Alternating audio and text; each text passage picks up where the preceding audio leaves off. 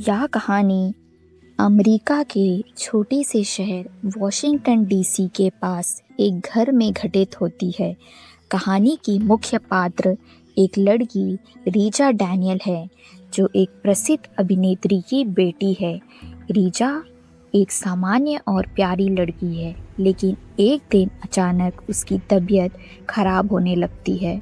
शुरू में तो लोग इसे साधारण बीमारी समझते हैं, लेकिन जैसे जैसे रीजा की स्थिति बिगड़ती जाती है, यह स्पष्ट हो जाता है कि यह कोई साधारण बीमारी नहीं है। रीजा की माँ क्रिस डैनियल, जो एक अभिनेत्री है, अपनी बेटी की हालत देखकर बहुत परेशान हो जाती है। वह अभिनेत्री डॉक्टरों और विशेषज्ञों से मिलती है, लेकिन उनकी बेटी का इलाज किसी से भी नहीं हो पाता। रीजा की स्थिति और भी अधिक भयावह हो जाती है और वह अजीब अजीब हरकतें करने लगती है। उसकी आवाज़ बदल जाती है, उसका चेहरा विकृत हो जाता है और वह खुद एक भयंकर शक्ति से प्रभावित महसूस करती है। रीजा के शरीर और मानसिक स्थिति में जो बदलाव आ रहे थे, वह सब शैतान के प्रभाव का परिणाम था। एक रात रीजा के शरीर से ऐसी आवाज़ सुनाई देती है जो किसी इंसान की नहीं लगती। उसका शरीर अजीब तरीक़ों से झूलता और मोड़ता है, जैसे उसकी हड्डियाँ टूट रही हो। क्रिस, जो पहले यह सोचती थी कि उसकी बेटी किसी मानसिक बीमारी से जूझ रही है, अब समझ जाती है कि कुछ बहुत बुरा हो रहा है। क्रिस को यह समझने में देर नहीं लगती कि यह शैतान का काम है। वह एक पादरी फादर मैरिन से संपर्क करती है, जो एक अनुभवी और ज्ञानी पुजारी है, जो पिछले कई सालों से शैतानी प्रकोप से निपटने का अनुभव रखता है। फादर मैरिन को देखकर वह समझ जाता है कि रीजा की मुक्ति अब एक महान कठिन कार्य है। फादर मैरिन रीजा के घर आता है और वहाँ से घटनाओं का एक भयावह श्रृंखला शुरू होती है। फादर मैरिन के साथ एक और युवा पादरी फादर क्रेस को भी भेजा जाता है। फादर क्रेस एक मनोवैज्ञानिक और पादरी है, जो पहले शैतानी ताकतों का केवल मानसिक असंतुलन मनाता था, लेकिन जब वह रिजी के साथ घटित हो रही घटनाओं को देखता है तो वह खुद शॉक्ड हो जाता है। वह यह समझने की कोशिश करता है कि यह सचमुच शैतान का प्रभाव है या फिर यह किसी मानसिक बीमारी का परिणाम है।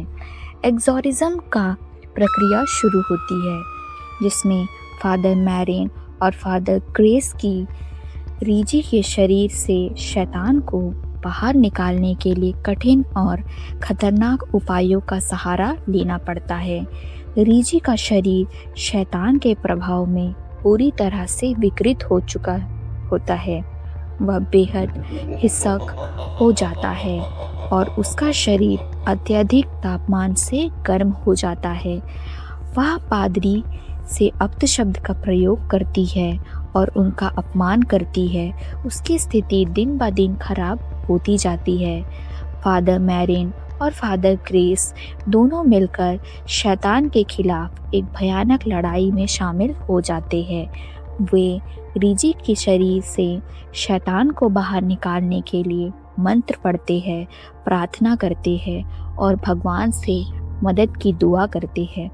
इस दौरान रीजी का पूरा शरीर पूरी तरह से परिवर्तित हो जाता है और वह कई बार अजीब आवाज़ें निकालती है। पादरी पूरे तरीके से उसे शांति से मुक्त करने की कोशिश करता है, लेकिन यह प्रक्रिया बहुत कठिन और बहुत खतरनाक साबित होती है। अंत एक भयावह और कष्टकारी संघर्ष के बाद फादर क्रेस शैतान से कहता है कि वह उसे अपने शरीर से निकालकर उसकी आत्मा को शांति दे, लेकिन शैतान काफ़ी मजबूत होता है।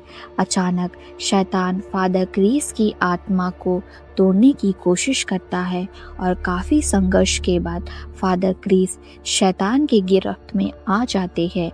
इस अंतिम क्षण में वह अपनी जान की आहुति देते हैं और शैतान को रीजा के शरीर से बाहर निकालने में सफल हो जाते हैं। फादर क्रिस की मृत्यु हो जाती है, लेकिन रीजा अब शैतान के प्रभाव से मुक्त हो जाती है।